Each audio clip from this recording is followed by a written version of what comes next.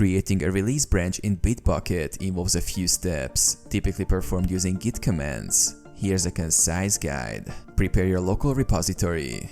Ensure your local repository is up to date by pulling the latest changes from the main branch. Create the release branch. Create a new branch for your release. Use a descriptive name like release v1.0.0. Push the release branch to Bitbucket. Push the newly created branch to Bitbucket. Create a pull request.